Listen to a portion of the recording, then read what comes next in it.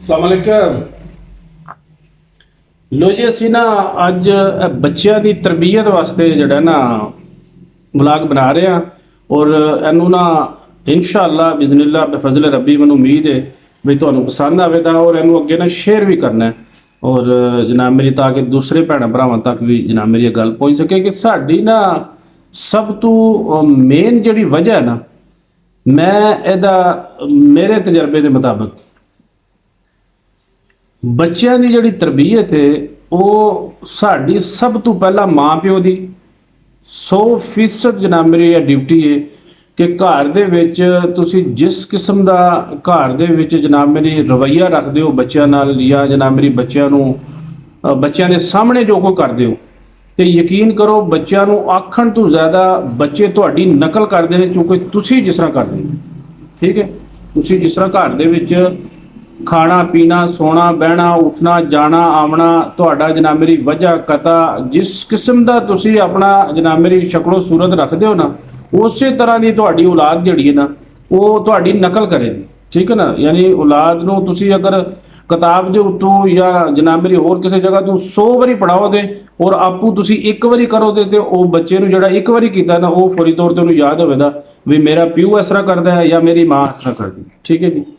ਤੇ ਮੈਂ ਸਮਝਣਾ ਕਿ ਵੀ ਬੱਚਿਆਂ ਦੇ ਸਾਹਮਣੇ ਕਦੇ ਜ਼ਿੰਦਗੀ ਦੇ ਵਿੱਚ ਝੂਠ ਨਾ ਮਾਰੋ,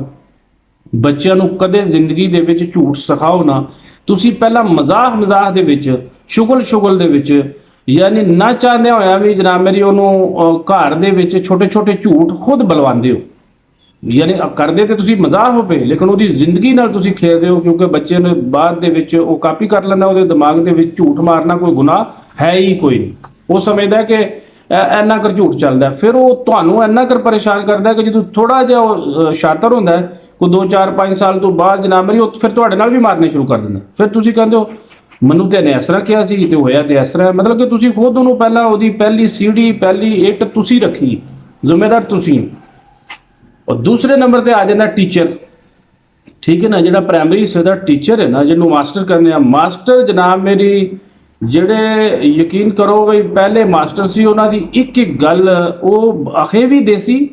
ਲੇਕਿਨ ਉਹਨਾਂ ਦੀ ਅੱਜ ਤੱਕ ਜਨਾਬ ਮੇਰੀ ਉਹ ਜਿਹੜੀਆਂ ਗੱਲਾਂ ਉਹਨਾਂ ਨੇ ਉਸ ਵਕਤ ਕੀਤੀਆਂ ਸੀ ਉਹ ਬੰਦੇ ਨੂੰ ਸਾਰੀ ਜ਼ਿੰਦਗੀ ਨਹੀਂ ਭੁੱਲਦੀਆਂ। ਉਹ ਐਡੇ ਤਰੀਕੇ ਨਾਲ ਸਮਝਾਉਂਦੇ ਸੀ ਔਰ ਇਸ ਤਰ੍ਹਾਂ ਜਨਾਬ ਮੇਰੀ ਉਹਨਾਂ ਦਾ ਰਵੱਈਆ ਹੁੰਦਾ ਸੀ ਕਿ ਅੱਜ ਦੇ ਐਮਏ ਉਸ ਮੈਟ੍ਰਿਕ ਨਾਲ ਨਹੀਂ ਰਲਦੇ। ਠੀਕ ਹੈ, ਉਹ 10 ਜਿਹੜੀਆਂ ਨਾ ਅੱਜ ਦੇ ਜਨਾਬ ਮੇਰੀ ਡਬਲ ਐਮਏ ਵਾਲੇ ਵੀ ਉਹਨਾਂ ਨਾਲ ਨਹੀਂ ਰਲਦੇ। ਸਾਡਾ ਦੂਸਰੀ ਜਗ੍ਹਾ ਦੇ ਉੱਤੇ ਜਨਾਬ ਮੇਰੀ ਜਿਹੜਾ ਸਕੂਲ ਜਨਾਬ ਮੇਰੀ ਜਿਹੜੇ ਜਾਂਦੇ ਨੇ ਬੱਚੇ ਸਕੂਲ ਦੇ ਵਿੱਚ, ਟੀਚਰਾਂ ਨੇ ਉਹ ਪਹਿਲਾਂ ਤੇ ਜਨਾਬ ਮੇਰੀ ਮੈਂ ਸਮਝਣਾ ਮੈਂ ਅੱਲਾਹ ਤਾਲਾ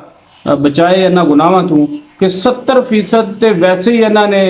ਲੇਡੀਜ਼ ਕਰ ਦਿੱਤੀਆਂ ਨੇ ਜਨਾਬ ਮੇਰੀ ਸਕੂਲਾਂ ਦੇ ਵਿੱਚ, ਹਾਂ ਉਹ ਗਵਰਨਮੈਂਟ ਤੇ ਹਾਂ ਉਹ ਪ੍ਰਾਈਵੇਟ। ਠੀਕ ਹੈ ਨਾ, ਉਹ ਜਿੱਥੇ ਜ਼ਨਾਨੀ ਦੀ ਤਰਬੀਅਤ ਜਨਾਬ ਮੇਰੀ ਨਸਲ ਨੂੰ ਹੋ ਰਹੀ ਹੈ ਔਰ ਉਹ ਜਨਾਬ ਮੇਰੀ ਉਹਦਾ ਆਪਣਾ ਹੀ ਨਹੀਂ ਨਖਰਾ ਮੁੱਕਦਾ ਵੀ, ਉਹ ਸਕੂਲ ਜਾਂਦੀ ਹੈ ਤਾਂ ਉਹਦੀ ਪੋਜੀਸ਼ਨ ਇਸ ਤਰ੍ਹਾਂ ਦੀ, ਉਹ ਯਾਨੀ ਉਹਨੂੰ ਆਪਣੀ ਹੀ ਨਹੀਂ ਫੁਰਸਤ ਉਹਨੇ ਕਿਸੇ ਕੌਮ ਦੀ ਕੀ ਤਰਬੀਅਤ ਕਰਨੀ। ਠੀਕ ਹੈ, ਤੇ ਜਨਾਬ ਮੇਰੀ ਉੱਥੇ ਪਹਿਲਾਂ ਮਰਦ ਹੁੰਦੇ ਸੀ, ਉਹ ਮਰਦ ਡਾਂਟਦੇ ਸੀ, ਸਖਤੀਆਂ ਹੁੰਦੀਆਂ ਸੀ, ਉਹ ਪੁੱਛਦੇ ਸੀ, ਉਹ ਉਹਨਾਂ ਦਾ ਕੋਈ ਡਰ ਹੁੰਦਾ ਸੀ ਔਰ ਬੱਚਾ ਜਨਾਬ ਮੇਰੀ ਸਾਰੀ ਜ਼ਿੰਦਗੀ ਵਾਸਤੇ ਜਿਹੜਾ ਨਾ ਉਹ ਬੜੀ ਜ਼ਬਰਦਸਤ ਕਿਸਮ ਦੀ ਲਾਈਫ ਗੁਜ਼ਾਰਦਾ। ਟੀਚਰਾਂ ਦਾ ਕੋਈ ਬਿਲਕੁਲ 0% ਜਨਾਬ ਮੇਰੀ ਬੱਚੇ ਨੂੰ ਜਨਾਬ ਮੇਰੀ ਉਹ ਪੁੱਛਦੀਆਂ ਹੀ ਨਹੀਂ ਆਣ ਕੇ ਵੀ ਝੂਠ ਦਾ, ਸੱਚ ਦਾ, ਬੋਲਣ ਦਾ, ਬਹਿਣ ਦਾ, ਉੱਠਣ ਦਾ। ਉਹ ਸਮਝ ਲਓ ਅੱਜ ਕੱਲ੍ਹ ਦੇ ਜਿਹੜੇ ਪ੍ਰਾਈਵੇਟ ਸਕੂਲ ਨੇ ਬੱਚੇ ਇੰਜੋਏ ਕਰਨ ਵਾਸਤੇ ਜਾਂਦੇ ਨੇ, ਯਕੀਨ ਕਰੋ ਉਹ ਜਾਂਦੇ ਨੇ ਖੇਡਣੇ ਵਾਸਤੇ ਉੱਥੇ, ਔਰ ਉਹਨਾਂ ਨੇ ਉਹ ਕੋਈ ਤਰੀਕਾ ਵੀ ਇਸ ਤਰ੍ਹਾਂ ਦਾ ਬਣਾਇਆ। ਸਾਡੀਆਂ ਰਸੀਦਾਂ ਲੈ ਗਏ ਨੇ, ਸਮਝ ਲਓ ਕਿ ਦੋ ਵੱਲ ਪਹਿਲਾ ਮਾਂ ਪਿਓ ਜਨਾਬ ਮੇਰੀ ਜਿਨ੍ਹਾਂ ਨੂੰ ਕੋਈ ਪਤਾ ਨਹੀਂ ਹੈ ਵੀ ਸਾਡੀ ਔਲਾਦ ਸਾਨੂੰ ਦੇਖ ਕੇ ਤੇ ਸਾਡਾ ਜਨਾਬ ਮੇਰੀ ਨਕਲ ਕਰਦੀ ਹੈ ਵੀ, ਔਰ ਅਸੀਂ ਛੋਟੇ ਛੋਟੇ ਝੂਠ ਉਹਨੂੰ ਮਾਰਾਂਗੇ, ਜਾ ਬਾਹਰ ਜਾ ਕੇ ਅੱਬਾ ਘਰ ਕੋਈ ਨਹੀਂ। ਬੱਚੇ ਨੂੰ ਪਤਾ ਲੱਗ ਗਿਆ ਅੱਬਾ ਖੁਦ ਕਹਿ ਰਿਹਾ ਵੀ ਅੱਬਾ ਘਰ ਕੋਈ ਨਹੀਂ, ਅੰਮਾ ਖੁਦ ਕਹਿ ਰਹੀ ਹੈ ਅੰਮਾ ਘਰ ਕੋਈ ਨਹੀਂ। ਯਾਨੀ ਇਹ ਚੀਜ਼ਾਂ ਜਿਹੜੀਆਂ ਨੇ ਖੁਦਾ ਰਾ ਇਹਨੂੰ ਜਨਾਬ ਮੇਰੀ ਇਹਦੇ ਤੋਂ ਬਚੋ। ਮੈਂ ਜਨਾਬ ਮੇਰੀ ਇੱਕ ਦਫਾ ਤਾਂ ਤੁਹਾਨੂੰ ਗੱਲ ਦੱਸਣਾ ਹੈ ਕਿ ਇਹ ਸੱਚੀ ਗੱਲ ਜੀ ਕਿ ਅਰਬ ਦੇ ਵਿੱਚ ਮੈਂ ਜਨਾਬ ਮੇਰੀ ਸਾਊਦੀ ਅਰਬ ਦੇ ਵਿੱਚ ਸੀ, ਤੇ ਜਿੱਥੇ ਸਮਝ ਲਓ ਕਿ ਇੰਡੀਆ, ਪਾਕਿਸਤਾਨ, ਬੰਗਲਾਦੇਸ਼ ਦਾ ਮੁਸਲਮਾਨ ਖੜਾ ਹੋਵੇਗਾ ਨਾ, ਉੱਥੇ ਇੱਕ ਫਿਲੀਪੀਨੀ ਜਾਂ ਜਨਾਬ ਮੇਰੀ ਚੈਨੀ ਜਾਂ ਕੋਰੀਅਨ ਜਨਾਬ ਮੇਰੀ ਗੈਰ ਮੁਸਲਮ ਜਿੱਥੇ ਉਹ ਗੱਲ ਕਰੇਗਾ ਜੱਜ ਉਹਨੂੰ ਤਰਜੀਹ ਦੇਦਾ, ਸਾਡੇ ਕਿਸੇ ਬੰਦੇ ਦੀ ਕੋਈ ਜਨਾਬ ਮੇਰੀ ਵਕਤ ਵੈਲਿਊ ਨਹੀਂ ਹੋਣੀ। ਉਹਨਾਂ ਨੂੰ ਪਤਾ ਹੈ ਕਿ ਵੀ ਇਹ ਝੂਠ ਮਾਰਦੇ ਨੇ। ਤੁਸੀਂ ਇਹ ਅੰਦਾਜ਼ਾ ਲਾਓ ਕਿ ਅਸੀਂ ਇੰਨੇ ਬਦਨਾਮ ਹੋ ਚੁੱਕੇ ਹਾਂ ਮੁਆਸ਼ਰੇ ਦੇ ਵਿੱਚ ਕਿ ਨਾ ਉਹ ਸਾਡੀ ਦਾੜੀ ਦੇਖਦੇ ਨੇ, ਨਾ ਉਹ ਸਾਡਾ ਮੁਸਲਮਾਨੀ ਦੇਖਦੇ ਨੇ, ਨਾ ਉਹ ਸਾਡਾ ਮੁਲਕ ਦੇਖਦੇ ਨੇ। ਉਹਨਾਂ ਨੂੰ ਇਹ ਪਤਾ ਹੈ ਝੂਠ ਮਾਰਦੇ, ਕਿਉਂਕਿ ਸਾਡੀ ਤਰਬੀਅਤ ਹੀ ਇਸ ਤਰ੍ਹਾਂ ਦੀ ਹੋਈ ਹੈ। ਅਸੀਂ ਖੁਦ ਆਪਣੇ ਆਪ ਨੂੰ ਬਦਨਾਮ ਕਰ ਚੁੱਕੇ ਹਾਂ।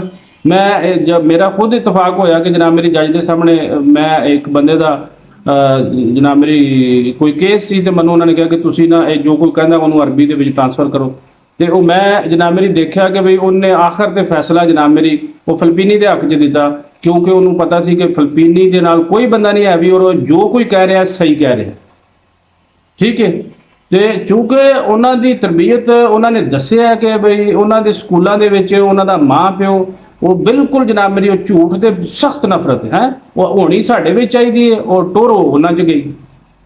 ਠੀਕ ਹੈ। ਤੇ ਬਸ ਇਹ ਅੱਜ ਦਾ ਪੈਗਾਮ ਸੀ ਸਾਡਾ, ਅੱਜ ਦੀ ਜਨਾਬ ਮੇਰੀ ਤਰਲਾ ਸੀ ਸਾਡਾ ਬਈ ਸਾਰੀ ਜਿੰਨੀ ਵੀ ਉਮਤ ਮੁਸਲਮ ਹੈ ਪਾਕਿਸਤਾਨ ਦੇ ਵਿੱਚ, ਬਾਹਰ ਵੀ ਜਿਹੜੇ ਲੋਕ ਰਹਿ ਰਹੇ ਨੇ, ਕਿ ਖੁਦਾ ਰਾ ਬੱਚਿਆਂ ਦੇ ਆਪਣੀ ਔਲਾਦ ਦੀ ਜਿਹੜੀ ਤਰਬੀਅਤ ਹੈ ਨਾ ਉਹ ਇਸ ਤਰ੍ਹਾਂ ਦੀ ਕਰ ਦਿਓ ਕਿ ਬਈ ਤੁਹਾਨੂੰ ਸਕੂਨ ਤਾਂ ਹੀ ਪਹੁੰਚਣਾ ਹੈ ਕਿ ਜਦੋਂ ਤੁਸੀਂ ਜਿਹੜਾ ਬੂਟਾ ਲਾ ਰਹੇ ਹੋ ਉਹਦੇ ਤੋਂ ਜਨਾਬ ਮੇਰੀ ਮਿੱਠਾ ਫਲ ਤੇ ਸੋਹਣੀ ਛਾਂ ਅਗਰ ਹੋਵੇ।